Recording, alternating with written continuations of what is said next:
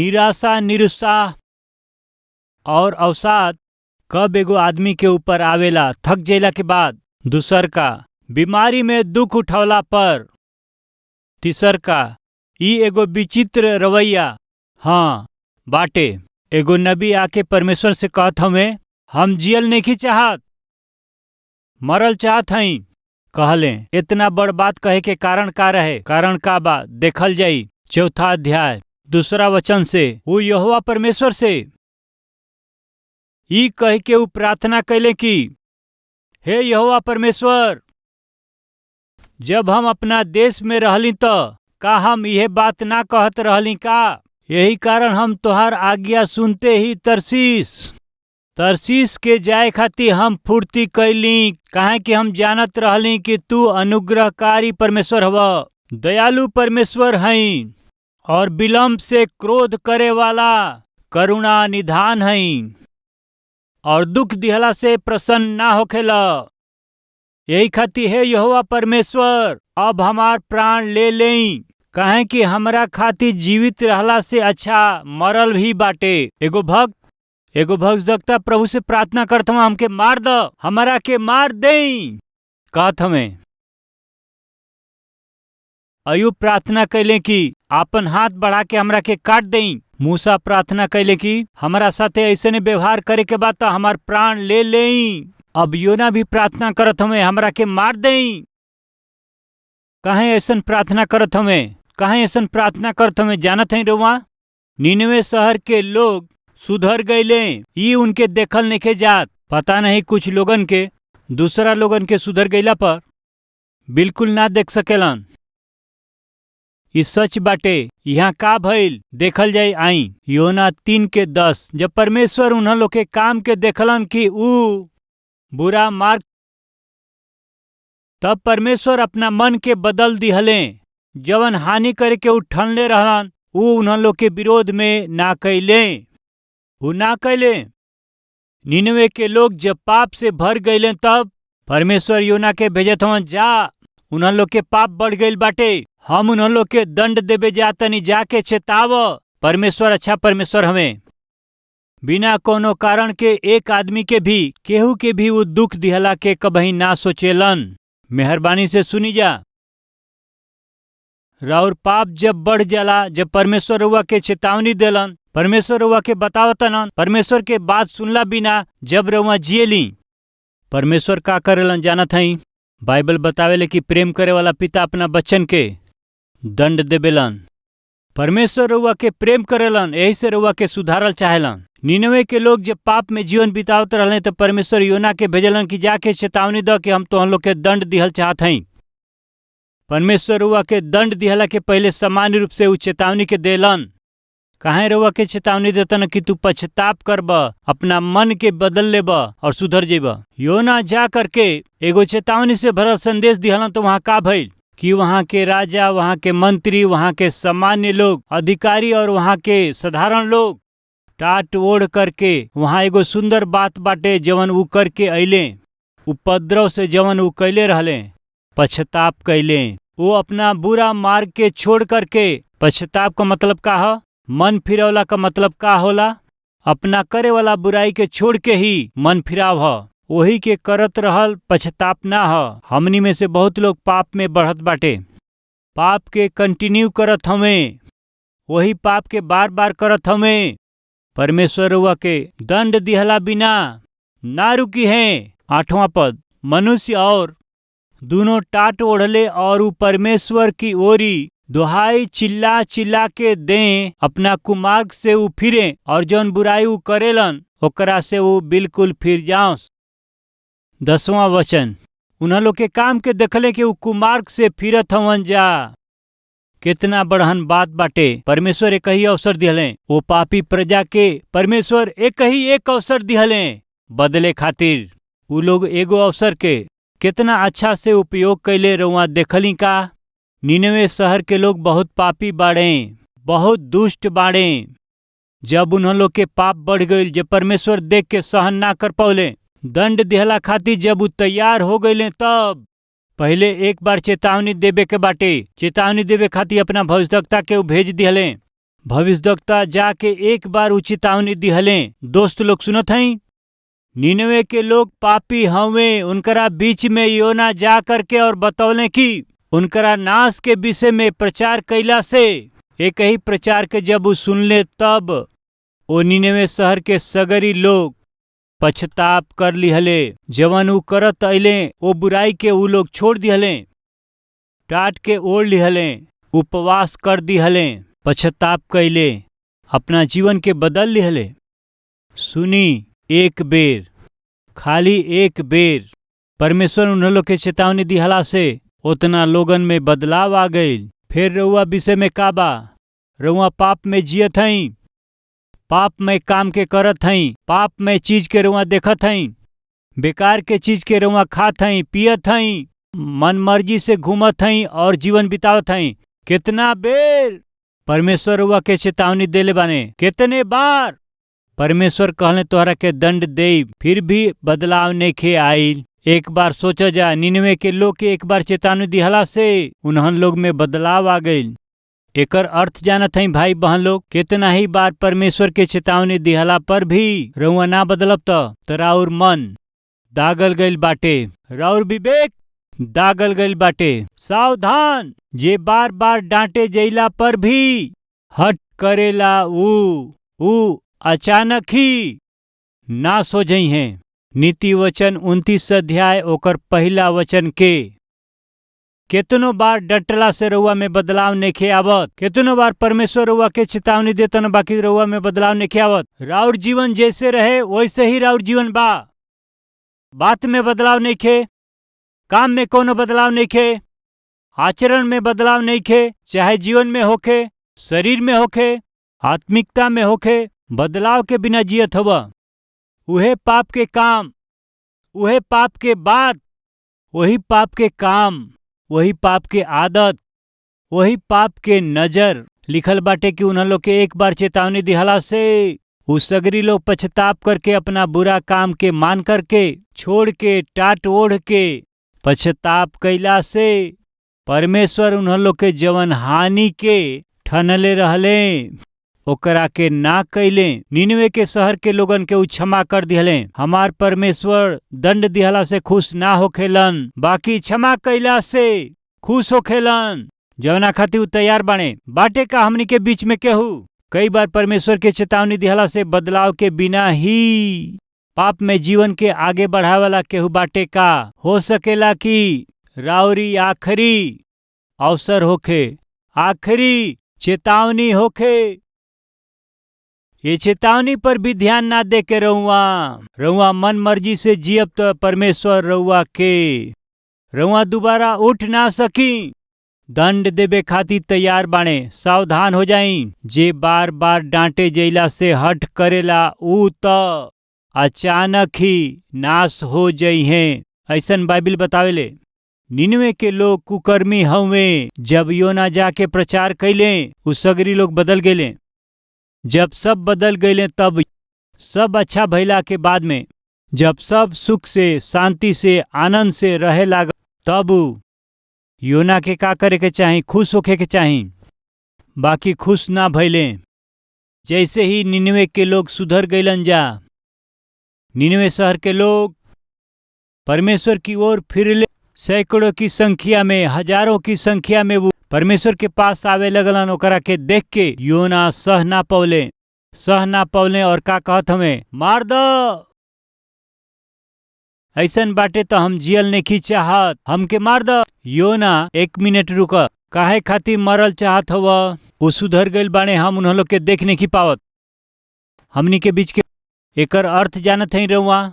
योना नबी तो हमें, बाकी अंदर एगो बीमारी बाटे। का ह जानत?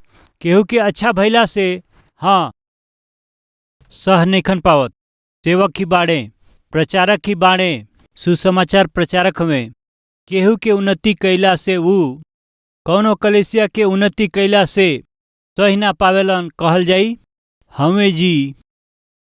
एगो आदमी कब निराशा में, निरुत्साह में, अवसाद में कब पड़ जालन जानत हई? जब ईर्ष्या से भर जालन तब। योना कहता न कि मार द हमके, ऐसन बात तो हमरा के मार द। काहे मरे के बा योना? नहीं देख पावत, काहे नहीं देख पावत?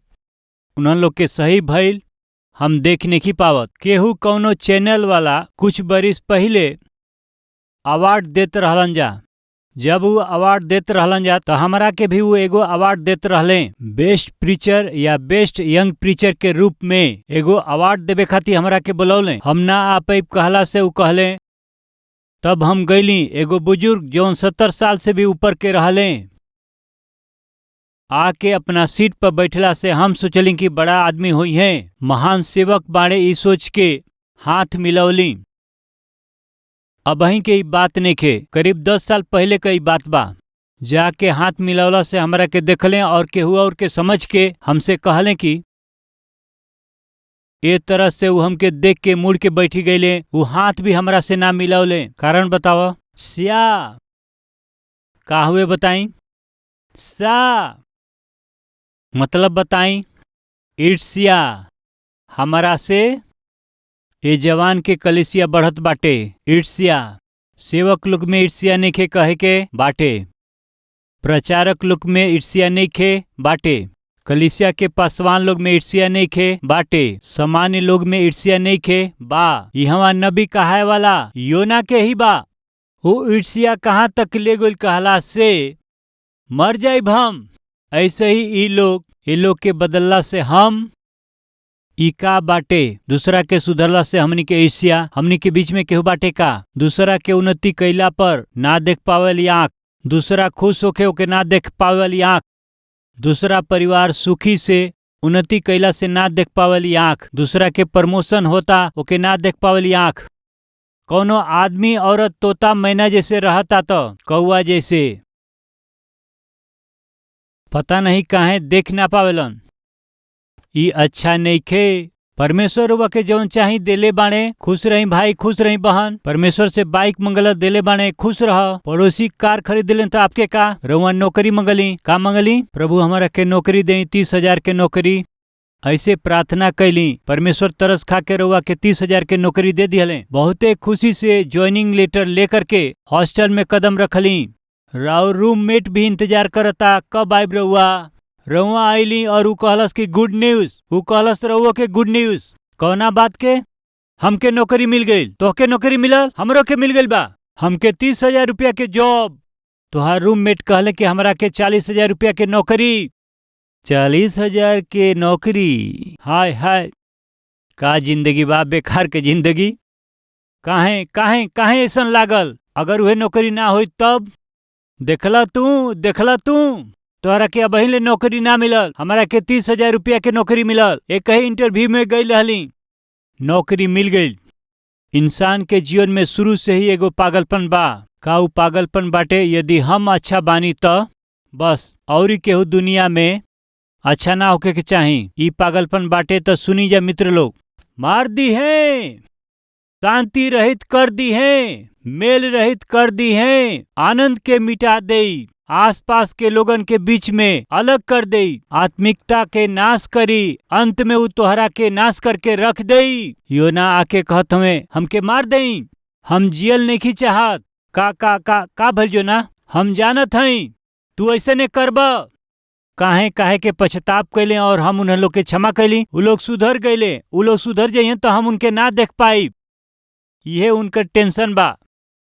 केहू बाटे का हमन के बीच में दूसरा लोगन के खुशी के ना देख पावे वाला ऐसन मानसिकता केहू के बाटे का? बाटे जी। योना जैसे महान नबी के बीच में बाटे तो हमनी के का बाटे? साधारण लोगन में नइखे कहल जाई का? ही ठीक नइखे। हमनी में बहुत लोगन के बीच में निराशा बाटे, अवसाद बाटे,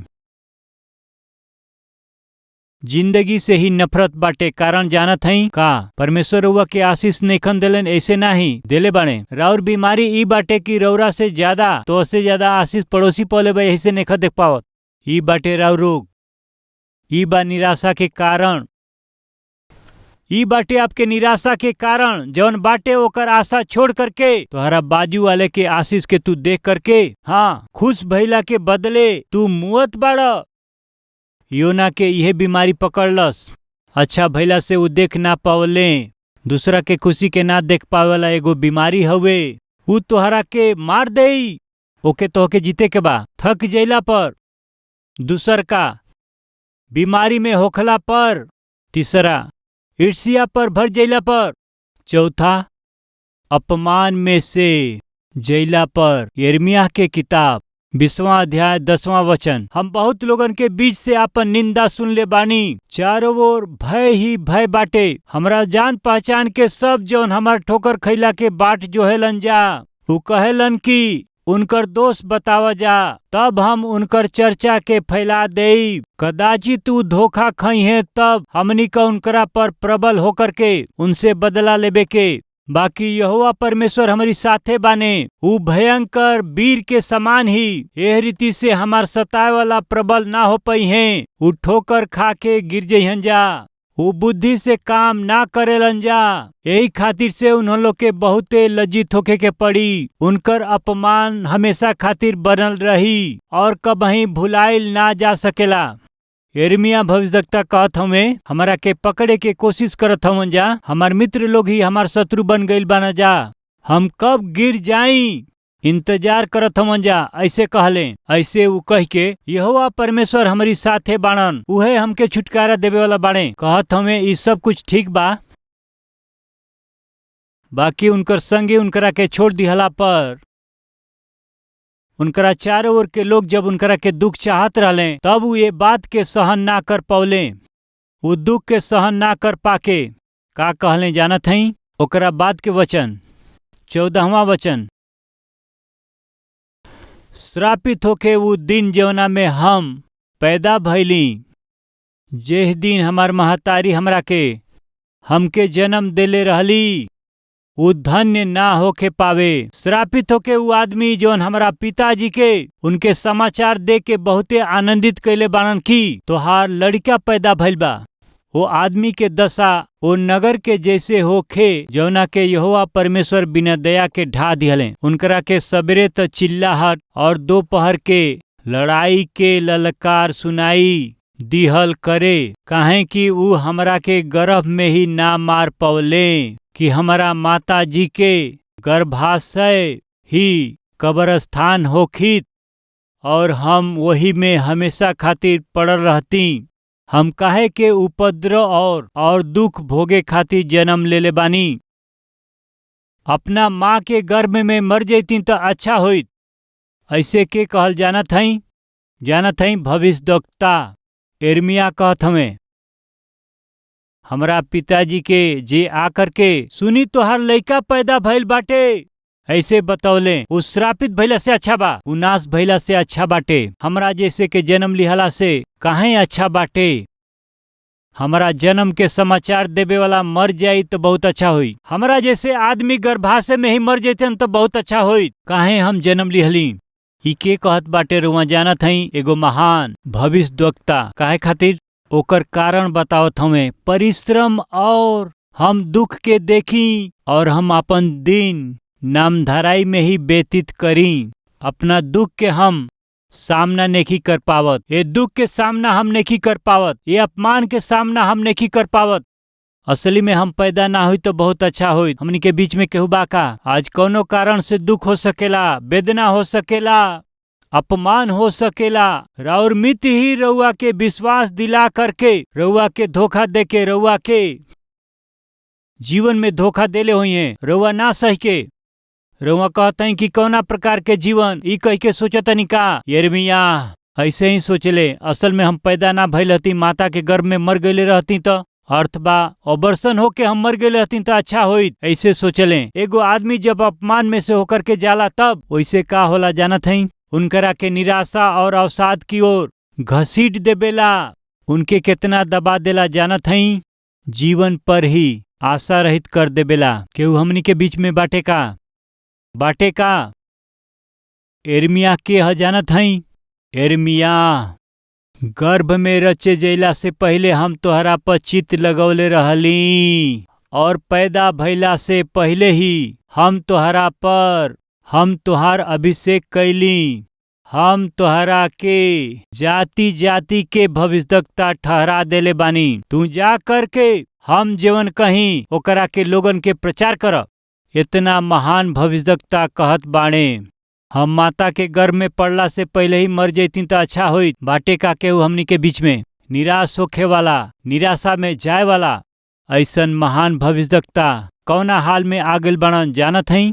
इस्राएली लोगन के छुटकारा खातिर, उनकरा के उद्धार खातिर आंसू बहाए वाला एगो भविष्यवक्ता के रूप में ऊ नाम कमैले। पवित्र शास्त्र में उनकर जीवन का इतिहास लिखल बा त रउआ जानत नहीं कारण उतना महान जीवन के बितौले बाणे। दोस्त लोग समाप्त करत हई। थक जइला के बाद में, बीमारी में होके जइला पर, ईर्ष्या से भर गईला पर, अपमान के सामना करत समय, अंत में खतरा में भइला पर, संकट में भइला पर, भूख में भइला पर इंसान के अंदर का विचार आवेला? मरे के विचार आवेला। हम मार देब, 24 घंटा के अंदर हम तोहके मार देब। इजबेल ई घोषणा कैली। एलिया जैसे आदमी के सामने एगो खतरा, एलिया जैसे आदमी के आगे विपत्ति। लगभग 190 किलोमीटर के यात्रा, ऊ यात्रा भाग के कैले। 190 किलोमीटर यात्रा ऊ कैले। भूखाइल रहले, ऊ थकल रहले। ओकरा बाद ऊ 30 किलोमीटर के यात्रा करके ऊ जंगल में गईले। भूख से जब तड़पत रहले तो उनकरा अंदर का विचार आइल? मरला से अच्छा हुई। मेहरबानी से रउआ ध्यान देई, जब रउआ के भूख लागल हुई तो शैतान परीक्षा करी। यीशु मसीह जब 40 दिन भूख से रह के उपवास और प्रार्थना करते रहले, वही समय में देह में जब वो कमजोर रहले, शैतान आ करके यीशु मसीह के परीक्षा कैलस। आज हमने के बीच में केहू बा? अच्छा वेतन ना होके, 2 जून के रोटी भी खाए के ना मिले, ना होखला के कारण भूख से तड़पे वाला केहू बाटे का? तो फिर सुनी, वही समय में शैतान आकर के निराशा से और अवसाद से रुआ के भरी। तोहरा के मरल अच्छा होई, तोहके 2 जून के रोटी नहीं मिलत, पेट भर के बच्चन के नहीं दे पावत, मर जा।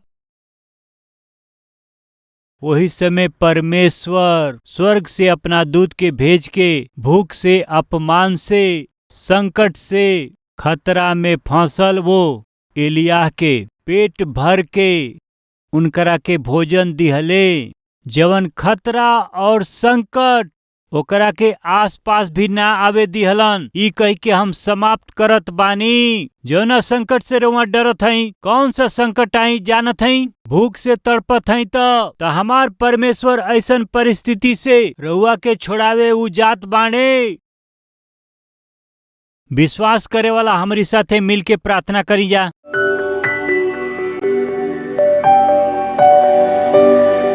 पवित्र पिता परमेश्वर, एगो आदमी निराशा, निरुत्तर अवसाद में कब उजाले? जब वो अपना जीवन में थक जाले, बीमारी में से जब उजाले, ईर्ष्या से जब वो भर जाले, खतरा में जब होलन, अपमान में जब वो होलन, भूख से तड़पत समय में, प्रभु ऐसन परिस्थिति में जाए वाला अपना भक्त लोग के रउआ सहायता कैली, बचा लिहली, तरस खैली।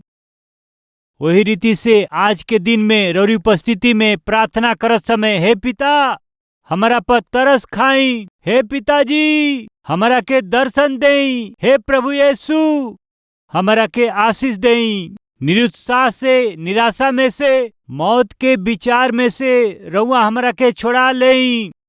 प्रार्थना करे वाला हर एक आदमी के ये समय दर्शन देई, यीशु मसीह के नाम से मांगत हई पिताजी, आमीन।